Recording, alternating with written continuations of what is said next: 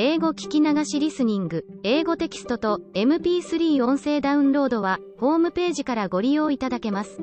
88thpp.com、88thpp.com。 2. The Red-Headed League. I had called upon my friend, Mr. Sherlock Holmes, one day in the autumn of last year and found him in deep conversation with a very stout, florid-faced, elderly gentleman with fiery red hair. With an apology for my intrusion, I was about to withdraw when Holmes pulled me abruptly into the room and closed the door behind me. "You could not possibly have come at a better time, my dear Watson," he said cordially.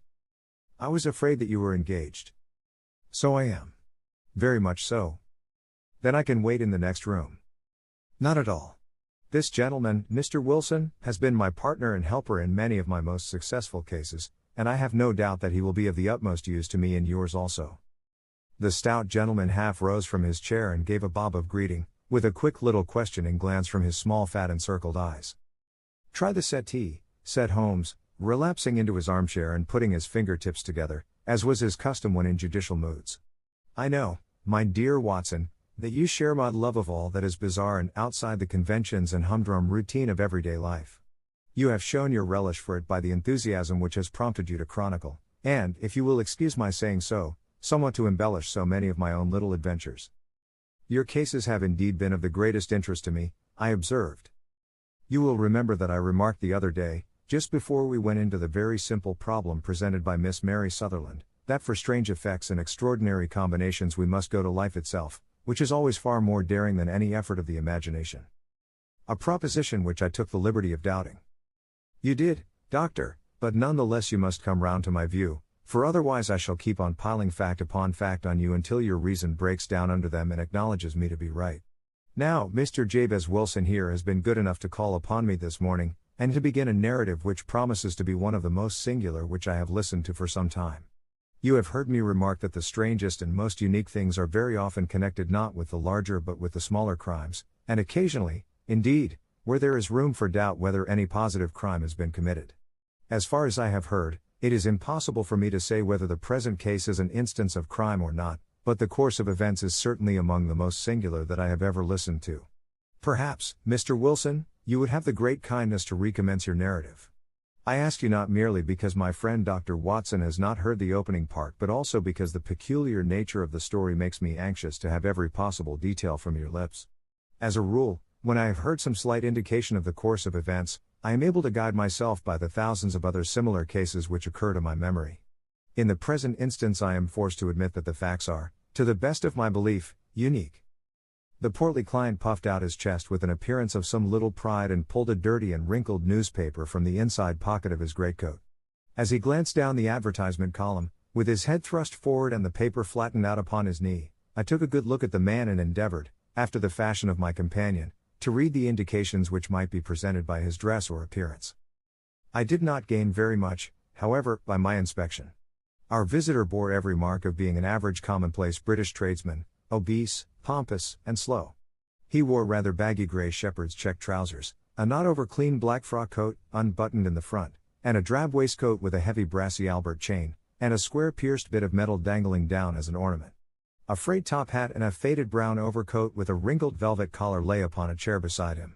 Altogether, look as I would, there was nothing remarkable about the man save his blazing red head, and the expression of extreme chagrin and discontent upon his features. Sherlock Holmes quick-eyed took in my occupation, and he shook his head with a smile as he noticed my questioning glances. Beyond the obvious facts that he has at some time done manual labor, that he takes snuff, that he is a Freemason, that he has been in China, and that he has done a considerable amount of writing lately, I can deduce nothing else. Mr. Jabez Wilson started up in his chair, with his forefinger upon the paper, but his eyes upon my companion. "How, in the name of good fortune, did you know all that, Mr. Holmes?" he asked. "How did you know, for example, that I did manual labor?" "It's as true as gospel, for I began as a ship's carpenter." "Your hands, my dear sir. Your right hand is quite a size larger than your left. You have worked with it, and the muscles are more developed." "Well, the snuff, then, and the Freemasonry." "I won't insult your intelligence by telling you how I read that, especially as, rather against the strict rules of your order, you use an arc and compass breastpin." Ah, of course, I forgot that. But the writing? What else can be indicated by that right cuff so very shiny for 5 inches, and the left one with the smooth patch near the elbow where you rested upon the desk? Well, but China? The fish that you have tattooed immediately above your right wrist could only have been done in China. I have made a small study of tattoo marks and have even contributed to the literature of the subject. That trick of staining the fish's scales of a delicate pink is quite peculiar to China. When, in addition, I see a Chinese coin hanging from your watch chain, the matter becomes even more simple. Mr. Jabez Wilson laughed heavily. Well, I never, said he. I thought at first that you had done something clever, but I see that there was nothing in it after all. I begin to think, Watson, said Holmes, that I make a mistake in explaining.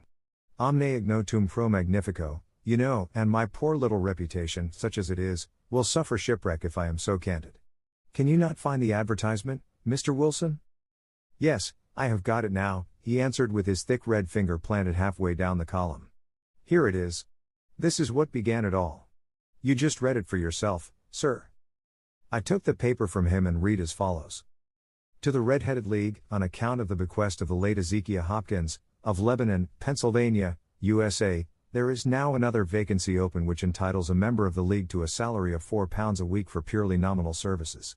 All red-headed men who are sound in body and mind and above the age of 21 years, are eligible. Apply in person on Monday, at 11 o'clock, to Duncan Ross, at the offices of the League, 7 Pope's Court, Fleet Street. What on earth does this mean? I ejaculated after I had twice read over the extraordinary announcement. Holmes chuckled and wriggled in his chair, as was his habit when in high spirits. It is a little off the beaten track, isn't it? Said he. And now, Mr. Wilson, off you go at scratch and tell us all about yourself, your household, and the effect which this advertisement had upon your fortunes. You will first make a note, Doctor, of the paper and the date. It is the Morning Chronicle of April 27, 1890. Just 2 months ago. Very good. Now, Mr. Wilson? Well, it is just as I have been telling you, Mr. Sherlock Holmes, said Jabez Wilson, mopping his forehead. I have a small pawnbroker's business at Coburg Square, near the city. It's not a very large affair, and of late years it has not done more than just give me a living. I used to be able to keep 2 assistants, but now I only keep 1, and I would have a job to pay him but that he is willing to come for half wages so as to learn the business. What is the name of this obliging youth? Asked Sherlock Holmes. His name is Vincent Spaulding, and he's not such a youth, either. It's hard to say his age. I should not wish a smarter assistant, Mr. Holmes, and I know very well that he could better himself and earn twice what I am able to give him. But, after all, if he is satisfied, why should I put ideas in his head? Why, indeed? You seem most fortunate in having an employé who comes under the full market price. It is not a common experience among employers in this age. I don't know that your assistant is not as remarkable as your advertisement. Oh, he has his faults, too, said Mr. Wilson. Never was such a fellow for photography. Snapping away with a camera when he ought to be improving his mind, and then diving down into the cellar like a rabbit into its hole to develop his pictures. That is his main fault, but on the whole he's a good worker. There's no vice in him. He is still with you, I presume? Yes, sir. He and a girl of 14, who does a bit of simple cooking and keeps the place clean. That's all I have in the house, for I am a widower and never had any family. We live very quietly, sir, the 3 of us, and we keep a roof over our heads and pay our debts, if we do nothing more. The first thing that put us out was that advertisement. Spaulding, he came down into the office just this day 8 weeks, with this very paper in his hand, and he says, I wish to the Lord, Mr. Wilson, that I was a red-headed man. Why that? I asks. Why, says he, here's another vacancy on the League of the Red-Headed Men. It's worth quite a little fortune to any man who gets it, and I understand that there are more vacancies than there are men, so that the trustees are at their wits' end what to do with the money. If my hair would only change color, here's a nice little crib all ready for me to step into. Why, what is it, then? I asked. You see, Mr. Holmes, I am a very stay-at-home man, and as my business came to me instead of my having to go to it, I was often weeks on end without putting my foot over the doormat. In that way I didn't know much of what was going on outside, and I was always glad of a bit of news. Have you never heard of the League of the Red-Headed Men? He asked with his eyes open. Never. Why, I wonder at that, for you are eligible yourself for one of the vacancies. And what are they worth? I asked. Oh, merely a couple of hundred a year, but the work is slight, and it need not interfere very much with one's other occupations. Well, you can easily think that made me prick up my ears, for the business has not been over good for some years, and an extra couple of hundred would have been very handy. Tell me all about it, said I. Well, said he, showing me the advertisement, you can see for yourself that the league has a vacancy, and there is the address where you should apply for particulars. As far as I can make out, the league was founded by an American millionaire, Ezekiel Hopkins, who was very peculiar in his ways. He was himself red-headed, and he had a great sympathy for all red-headed men, so when he died, it was found that he had left his enormous fortune in the hands of trustees, with instructions to apply the interest to the providing of easy berths to men whose hair is of that color. From all I hear, it is splendid pay and very little to do. But, said I, there would be millions of red-headed men who would apply. Not so many as you might think, he answered. You see, it is really confined to Londoners, and to grown men. This American had started from London when he was young, and he wanted to do the old town a good turn. Then, again, I have heard it is no use your applying if your hair is light red, or dark red, or anything but real bright, blazing, fiery red. Now, if you cared to apply, Mr. Wilson, you would just walk in, but perhaps it would hardly be worth your while to put yourself out of the way for the sake of a few £100. Now, it is a fact, gentlemen, as you may see for yourselves, that my hair is of a very full and rich tint, so that it seemed to me that if there was to be any competition in the matter, I stood as good a chance as any man that I had ever met. Vincent Spaulding seemed to know so much about it that I thought he might prove useful, so I just ordered him to put up the shutters for the day and to come right away with me. He was very willing to have a holiday, so we shut the business up and started off for the address that was given us in the advertisement. I never hoped to see such a sight as that again, Mr. Holmes. From north, south, east, and west every man who had a shade of red in his hair had tramped into the city to answer the advertisement. Fleet Street was choked with red-headed folk, and Pope's Court looked like a coster's orange barrow. I should not have thought there were so many in the whole country as were brought together by that single advertisement. Every shade of color they were: straw, lemon, orange, brick, Irish setter, liver, clay, but, as Spaulding said, there were not many who had the real vivid flame-colored tint. When I saw how many were waiting, I would have given it up in despair, but Spaulding would not hear of it. How he did it I could not imagine, but he pushed and pulled and butted until he got me through the crowd, and right up to the steps which led to the office. There was a double stream upon the stair, some going up in hope, and some coming back dejected, but we wedged in as well as we could and soon found ourselves in the office. Your experience has been a most entertaining one, remarked Holmes as his client paused and refreshed his memory with a huge pinch of snuff. Pray continue your very interesting statement. There was nothing in the office but a couple of wooden chairs and a deal table, behind which sat a small man with a head that was even redder than mine. He said a few words to each candidate as he came up, and then he always managed to find some fault in them which would disqualify them. Getting a vacancy did not seem to be such a very easy matter, after all. However, when our turn came, the little man was much more favorable to me than to any of the others, and he closed the door as we entered, so that he might have a private word with us. This is Mr. Jabez Wilson, said my assistant, and he is willing to fill a vacancy in the league. And he is admirably suited for it, the other answered. He has every requirement. I cannot recall when I have seen anything so fine. He took a step backward, cocked his head on one side, and gazed at my hair until I felt quite bashful. Then suddenly he plunged forward, wrung my hand, and congratulated me warmly on my success. It would be injustice to hesitate, said he. You will, however, I am sure, excuse me for taking an obvious precaution. With that he seized my hair in both his hands and tugged until I yelled with the pain. There is water in your eyes, said he as he released me. I perceive that all is as it should be. But we have to be careful, for we have twice been deceived by wigs and once by paint. I could tell you tales of cobbler's wax which would disgust you with human nature. He stepped over to the window and shouted through it at the top of his voice that the vacancy was filled. A groan of disappointment came up from below, and the folk all trooped away in different directions until there was not a red head to be seen except my own and that of the manager.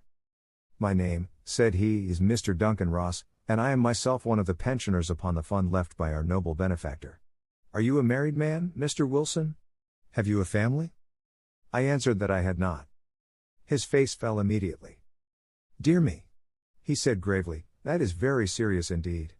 I am sorry to hear you say that. The fund was, of course, for the propagation and spread of the redheads as well as for their maintenance. It is exceedingly unfortunate that you should be a bachelor. My face lengthened at this, Mr. Holmes, for I thought that I was not to have the vacancy after all, but after thinking it over for a few minutes he said that it would be all right. In the case of another, said he, the objection might be fatal, but we must stretch a point in favor of a man with such a head of hair as yours. When shall you be able to enter upon your new duties? Well, it is a little awkward, for I have a business already, said I. Oh, never mind about that, Mr. Wilson, said Vincent Spaulding. I should be able to look after that for you. What would be the hours? I asked. 10 to 2. Now a pawnbroker's business is mostly done of an evening, Mr. Holmes, especially Thursday and Friday evening, which is just before payday, so it would suit me very well to earn a little in the mornings. Besides, I knew that my assistant was a good man, and that he would see to anything that turned up. That would suit me very well, said I. And the pay? Is £4 a week. And the work? Is purely nominal. What do you call purely nominal? Well, you have to be in the office, or at least in the building, the whole time. If you leave, you forfeit your whole position forever. The will is very clear upon that point. You don't comply with the conditions if you budge from the office during that time. It's only 4 hours a day, and I should not think of leaving, said I. No excuse will avail, said Mr. Duncan Ross, neither sickness nor business nor anything else. There you must stay, or you lose your billet. And the work? Is to copy out the Encyclopedia Britannica. There is the first volume of it in that press. You must find your own ink, pens, and blotting paper, but we provide this table and chair. Will you be ready tomorrow? Certainly, I answered. Then, goodbye, Mr. Jabez Wilson, and let me congratulate you once more on the important position which you have been fortunate enough to gain. He bowed me out of the room and I went home with my assistant, hardly knowing what to say or do. I was so pleased at my own good fortune. Well, I thought over the matter all day, and by evening I was in low spirits again, for I had quite persuaded myself that the whole affair must be some great hoax or fraud, though what its object might be I could not imagine. It seemed altogether past belief that anyone could make such a will, or that they would pay such a sum for doing anything so simple as copying out the Encyclopedia Britannica. Vincent Spaulding did what he could to cheer me up, but by bedtime I had reasoned myself out of the whole thing. However, in the morning I determined to have a look at it anyhow, so I bought a penny bottle of ink, and with a quill pen, and 7 sheets of foolscap paper, I started off for Pope's Court. Well, to my surprise and delight, everything was as right as possible. The table was set out ready for me, and Mr. Duncan Ross was there to see that I got fairly to work. He started me off upon the letter A, and then he left me, but he would drop in from time to see that all was right with me. At 2 o'clock he bade me good day, complimented me upon the amount that I had written, and locked the door of the office after me. This went on day after day, Mr. Holmes, and on Saturday the manager came in and planked down 4 golden sovereigns for my week's work. It was the same next week, and the same the week after. Every morning I was there at 10, and every afternoon I left at 2.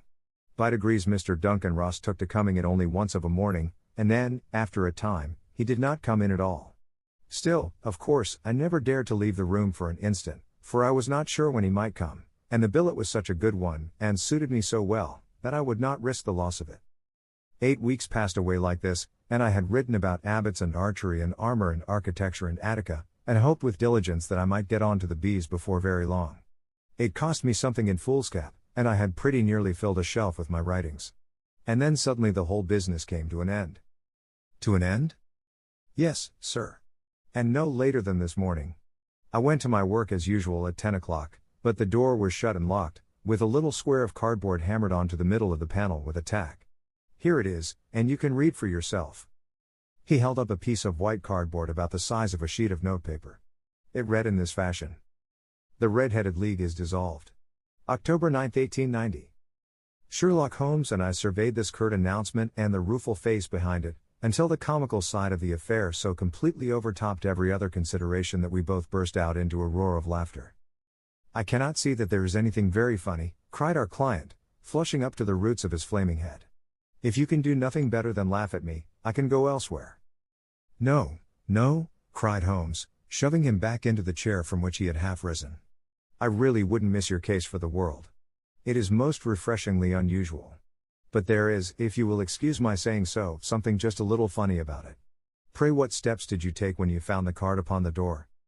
I was staggered, sir. I did not know what to do. Then I called at the offices round, but none of them seemed to know anything about it. Finally, I went to the landlord, who is an accountant living on the ground floor, and I asked him if he could tell me what had become of the Red-Headed League. He said that he had never heard of any such body. Then I asked him who Mr. Duncan Ross was. He answered that the name was new to him.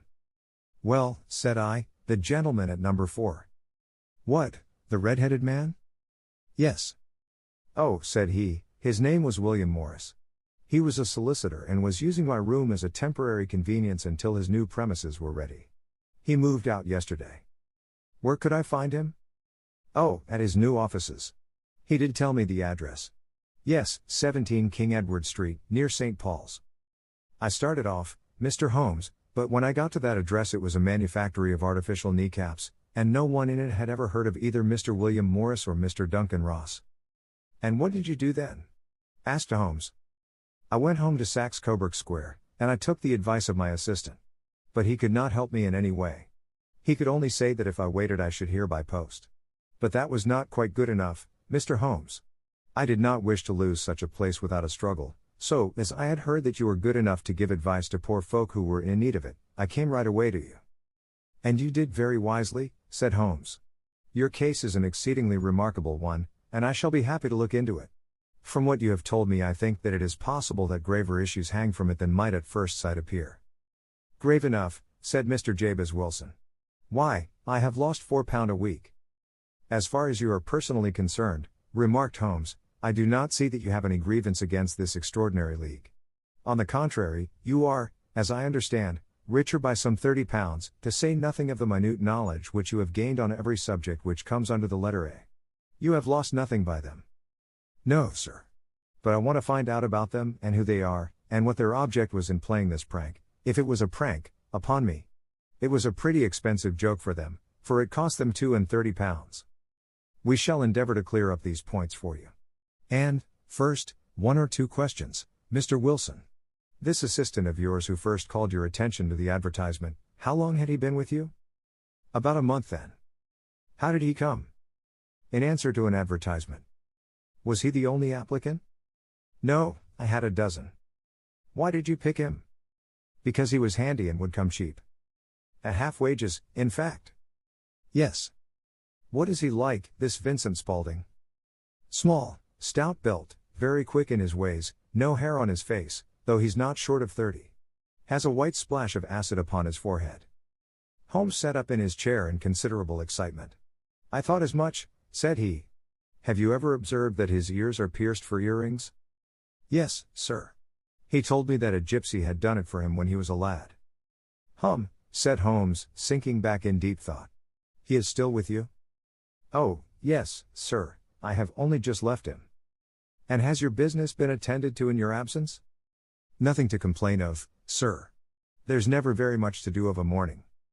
That will do, Mr. Wilson. I shall be happy to give you an opinion upon the subject in the course of a day or 2. Today is Saturday, and I hope that by Monday we may come to a conclusion. Well, Watson, said Holmes when our visitor had left us, what do you make of it all? I make nothing of it, I answered frankly.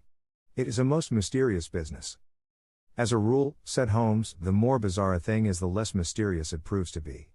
It is your commonplace, featureless crimes which are really puzzling, just as a commonplace face is the most difficult to identify. But I must be prompt over this matter. What are you going to do, then? I asked. To smoke, he answered. It is quite a 3-pipe problem, and I beg that you won't speak to me for 50 minutes. He curled himself up in his chair, with his thin knees drawn up to his hawk-like nose, and there he sat with his eyes closed and his black clay pipe thrusting out like the bill of some strange bird. I had come to the conclusion that he had dropped asleep, and indeed was nodding myself, when he suddenly sprang out of his chair with the gesture of a man who has made up his mind and put his pipe down upon the mantelpiece. Sarasate plays at the St. James's Hall this afternoon, he remarked. What do you think, Watson? Could your patient spare you for a few hours? I have nothing to do today. My practice is never very absorbing. Then put on your hat and come. I am going through the city first, and we can have some lunch on the way. I observe that there is a good deal of German music on the program, which is rather more to my taste than Italian or French. It is introspective, and I want to introspect. Come along. We traveled by the underground as far as Aldersgate, and a short walk took us to Saxe-Coburg Square, the scene of the singular story which we had listened to in the morning. It was a poky, little, shabby genteel place, where 4 lines of dingy 2-storied brick houses looked out into a small railed-in enclosure, where a lawn of weedy grass and a few clumps of faded laurel bushes made a hard fight against a smoke-laden and uncongenial atmosphere. 3 gilt balls and a brown board with Jabez Wilson in white letters, upon a corner house, announced the place where our red-headed client carried on his business. Sherlock Holmes stopped in front of it with his head on one side and looked it all over, with his eyes shining brightly between puckered lids. Then he walked slowly up the street, and then down again to the corner, still looking keenly at the houses. Finally he returned to the pawnbroker's, and, having thumped vigorously upon the pavement with his stick 2 or 3 times, he went up to the door and knocked. It was instantly opened by a bright-looking, clean-shaven young fellow, who asked him to step in.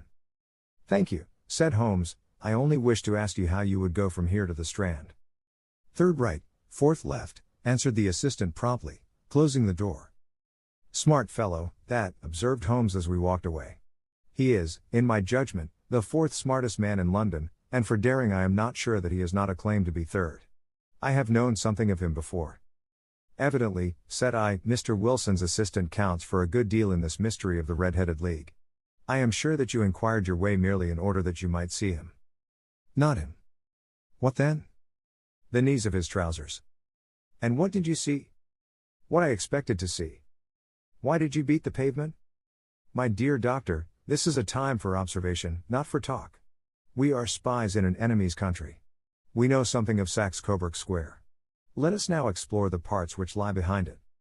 The road in which we found ourselves as we turned round the corner from the retired Saxe-Coburg Square presented as great a contrast to it as the front of a picture does to the back. It was one of the main arteries which conveyed the traffic of the city to the north and west. The roadway was blocked with the immense stream of commerce flowing in a double tide inward and outward, while the footpaths were black with the hurrying swarm of pedestrians. It was difficult to realize as we looked at the line of fine shops and stately business premises that they really abutted on the other side upon the faded and stagnant square which we had just quitted. "Let me see," said Holmes, standing at the corner and glancing along the line, "I should like just to remember the order of the houses here. It is a hobby of mine to have an exact knowledge of London. There is Mortimer's, the tobacconist, the little newspaper shop, the Coburg branch of the City and Suburban Bank, the vegetarian restaurant, and McFarlane's carriage building depot. That carries us right on to the other block. And now, doctor, we've done our work, so it's time we had some play. A sandwich and a cup of coffee, and then off to Violin Land, where all is sweetness and delicacy and harmony, and there are no red-headed clients to vex us with their conundrums." My friend was an enthusiastic musician, being himself not only a very capable performer but a composer of no ordinary merit.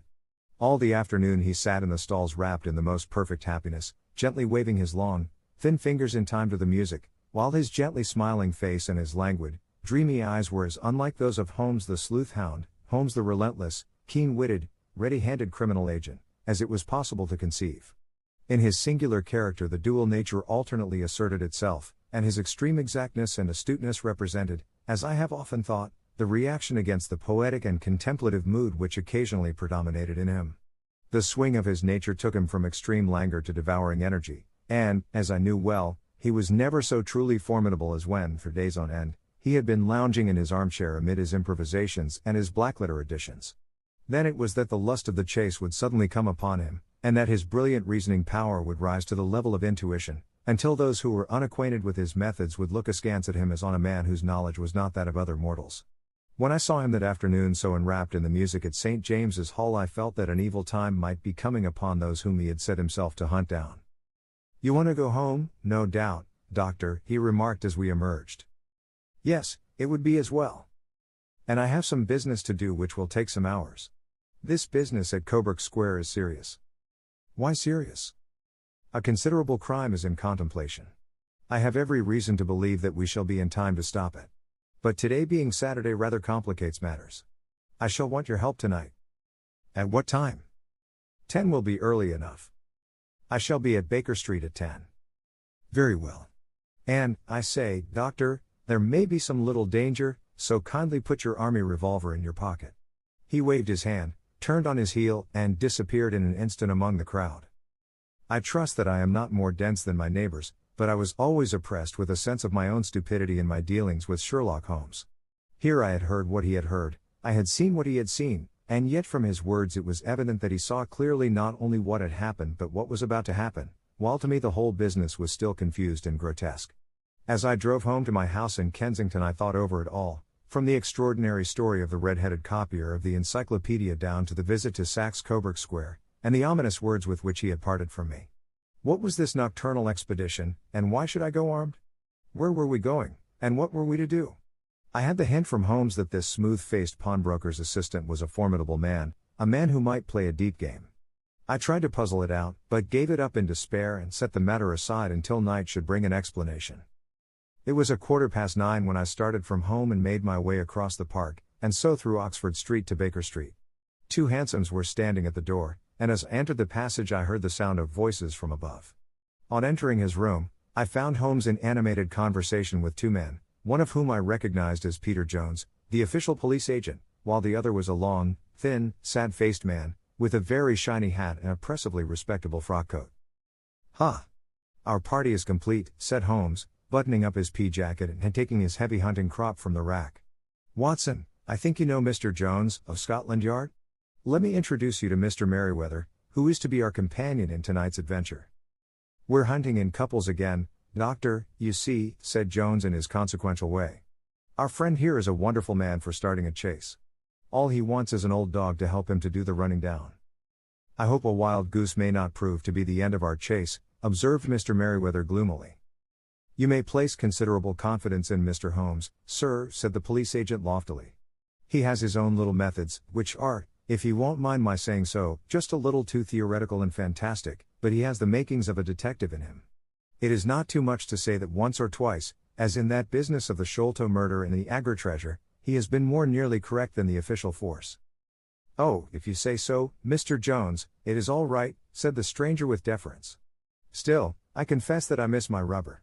It is the first Saturday night for 27 years that I have not had my rubber."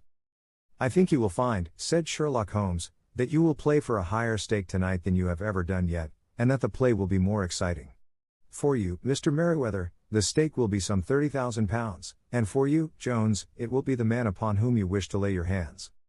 John Clay, the murderer, thief, smasher, and forger. He's a young man, Mr. Merriweather, but he is at the head of his profession, and I would rather have my bracelets on him than on any criminal in London. He's a remarkable man, is young John Clay. His grandfather was a royal duke, and he himself has been to Eton and Oxford. His brain is as cunning as his fingers, and though we meet signs of him at every turn, we never know where to find the man himself. He'll crack a crib in Scotland one week, and be raising money to build an orphanage in Cornwall the next. I've been on his track for years and have never set eyes on him yet. I hope that I may have the pleasure of introducing you tonight. I've had 1 or 2 little turns also with Mr. John Clay, and I agree with you that he is at the head of his profession. It is past 10, however, and quite time that we started. If you two will take the first hansom, Watson and I will follow in the second." Sherlock Holmes was not very communicative during the long drive and lay back in the cab humming the tunes which he had heard in the afternoon. We rattled through an endless labyrinth of gaslit streets until we emerged into Farrington Street. "We are close there now," my friend remarked. "This fellow Merriweather is a bank director, and personally interested in the matter. I thought it as well to have Jones with us also. He is not a bad fellow, though an absolute imbecile in his profession. He has one positive virtue. He is as brave as a bulldog and as tenacious as a lobster if he gets his claws upon anyone. Here we are, and they are waiting for us." We had reached the same crowded thoroughfare in which we had found ourselves in the morning. Our cabs were dismissed, and, following the guidance of Mr. Merriweather, we passed down a narrow passage and through a side door, which he opened for us. Within there was a small corridor, which ended in a very massive iron gate. This also was opened, and led down a flight of winding stone steps, which terminated at another formidable gate. Mr. Merriweather stopped to light a lantern, and then conducted us down a dark, earth-smelling passage, and so, after opening a third door, into a huge vault or cellar, which was piled all round with crates and massive boxes. "You are not very vulnerable from above," Holmes remarked as he held up the lantern and gazed about him. "Nor from below," said Mr. Merriweather, striking his stick upon the flags which lined the floor. "Why, dear me, it sounds quite hollow," he remarked, looking up in surprise. "I must really ask you to be a little more quiet," said Holmes severely. "You have already imperiled the whole success of our expedition. Might I beg that you would have the goodness to sit down upon one of those boxes, and not to interfere?" The solemn Mr. Merriweather perched himself upon a crate, with a very injured expression upon his face, while Holmes fell upon his knees upon the floor and, with the lantern and a magnifying lens, began to examine minutely the cracks between the stones. A few seconds sufficed to satisfy him, for he sprang to his feet again and put his glass in his pocket. "We have at least an hour before us," he remarked, "for they can hardly take any steps until the good pawnbroker is safely in bed. Then they will not lose a minute, for the sooner they do their work the longer time they will have for their escape. We are at present, Doctor, as no doubt you have divined, in the cellar of the city branch of one of the principal London banks. Mr. Merriweather is the chairman of directors, and he will explain to you that there are reasons why the more daring criminals of London should take a considerable interest in this cellar at present." "It is our French gold," whispered the director. "We have had several warnings that an attempt might be made upon it." "Your French gold?" "Yes. We had occasion some months ago to strengthen our resources and borrowed for that purpose 30,000 Napoleons from the Bank of France. It has become known that we have never had occasion to unpack the money, and that it is still lying in our cellar. The crate upon which I sit contains 2,000 Napoleons packed between layers of lead foil. Our reserve of bullion is much larger at present than is usually kept in a single branch office, and the directors have had misgivings upon the subject." "Which were very well justified," observed Holmes. "And now it is time that we arranged our little plans. I expect that within an hour matters will come to a head. In the meantime, Mr. Merriweather, we must put the screen over that dark lantern." "And sit in the dark?" "I am afraid so. I had brought a pack of cards in my pocket, and I thought that, as we were a party carré, you might have your rubber after all. But I see that the enemy's preparations have gone so far that we cannot risk the presence of a light. And, first of all, we must choose our positions. These are daring men, and though we shall take them at a disadvantage, they may do us some harm unless we are careful. I shall stand behind this crate, and do you conceal yourselves behind those. Then, when I flash a light upon them, close and swiftly. If they fire, Watson, have no compunction about shooting them down." I placed my revolver, cocked, upon the top of the wooden case behind which I crouched. Holmes shot the slide across the front of his lantern and left us in pitch darkness, such an absolute darkness as I have never before experienced. The smell of hot metal remained to assure us that the light was still there, ready to flash out at a moment's notice. To me, with my nerves worked up to a pitch of expectancy, there was something depressing and subduing in the sudden gloom, and in the cold dank air of the vault. "They have but one retreat," whispered Holmes. "That is back through the house into Saxe Coburg Square. I hope that you have done what I asked you, Jones? I have an inspector and 2 officers waiting at the front door. Then we have stopped all the holes. And now we must be silent and wait." What a time it seemed! From comparing notes afterwards it was but an hour and a quarter, yet it appeared to me that the night must have almost gone, and the dawn be breaking above us. My limbs were weary and stiff, for I feared to change my position. Yet my nerves were worked up to the highest pitch of tension, and my hearing was so acute that I could not only hear the gentle breathing of my companions, but I could distinguish the deeper, heavier in breath of the bulky Jones from the thin, sighing note of the bank director. From my position I could look over the case in the direction of the floor. Suddenly my eyes caught the glint of a light. At first it was but a lurid spark upon the stone pavement.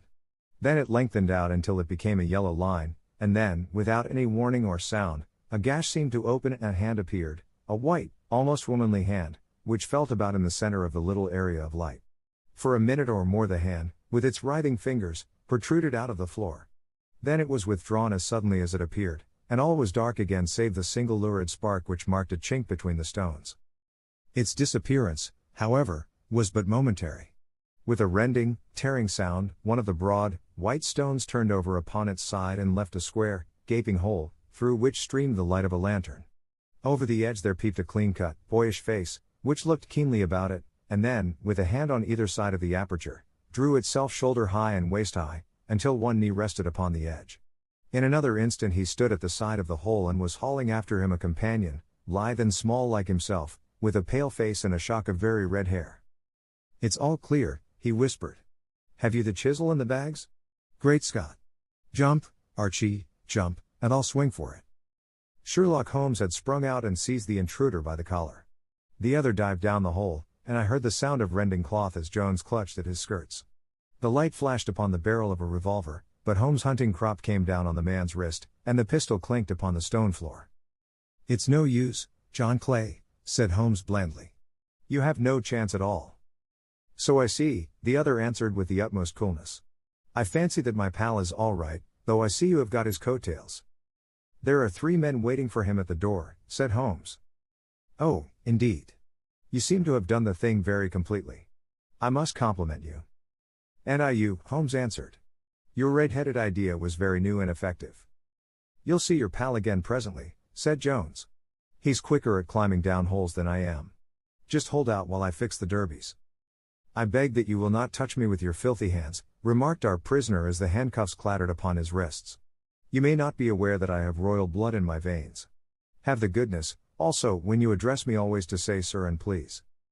All right, said Jones with a stare and a snigger.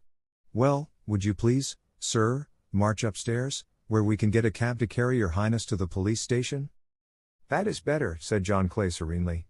He made a sweeping bow to the 3 of us and walked quietly off in the custody of the detective. Really, Mr. Holmes, said Mr. Merriweather as we followed them from the cellar, I do not know how the bank can thank you or repay you. There is no doubt that you have detected and defeated in the most complete manner one of the most determined attempts at bank robbery that have ever come within my experience. I have had 1 or 2 little scores of my own to settle with Mr. John Clay, said Holmes. I have been at some small expense over this matter, which I shall expect the bank to refund, but beyond that I am amply repaid by having had an experience which is in many ways unique, and by hearing the very remarkable narrative of the Red-Headed League. You see, Watson, he explained in the early hours of the morning as we sat over a glass of whiskey and soda in Baker Street, it was perfectly obvious from the first that the only possible object of this rather fantastic business of the advertisement of the League, and the copying of the encyclopedia, must be to get this not over bright pawnbroker out of the way for a number of hours every day. It was a curious way of managing it, but, really, it would be difficult to suggest a better. The method was no doubt suggested to Clay's ingenious mind by the color of his accomplice's hair. The £4 a week was a lure which must draw him, and what was it to them, who were playing for thousands? They put in the advertisement, one rogue has the temporary office, the other rogue incites the man to apply for it, and together they managed to secure his absence every morning in the week. From the time that I heard of the assistant having come for half wages, it was obvious to me that he had some strong motive for securing the situation. But how could you guess what the motive was? Had there been women in the house, I should have suspected a mere vulgar intrigue. That, however, was out of the question. The man's business was a small one, and there was nothing in his house which could account for such elaborate preparations, and such an expenditure as they were at. It must, then, be something out of the house. What could it be? I thought of the assistant's fondness for photography, and his trick of vanishing into the cellar.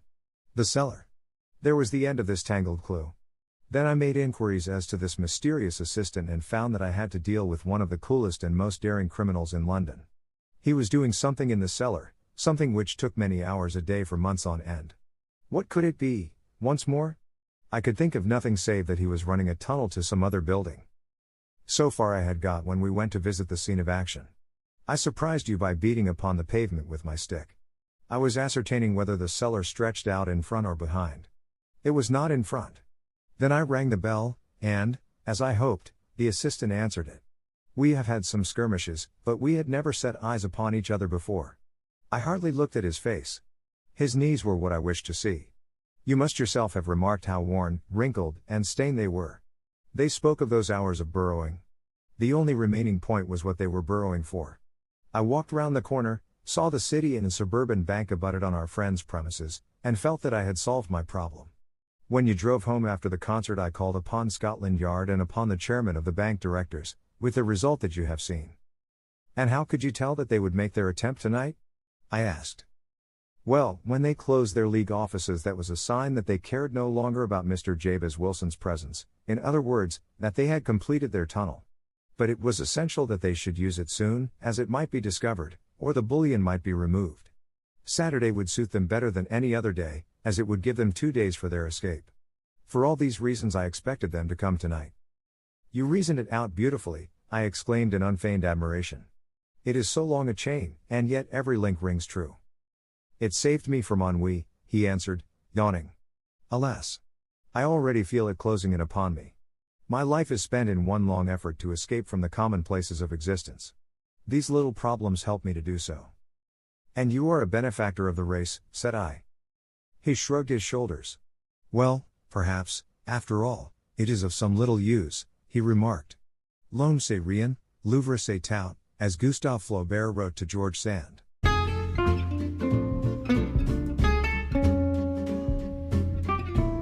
英語聞き流しリスニング、英語テキストと MP3 ダウンロード、その他の物語はホームページからお聞きいただけます。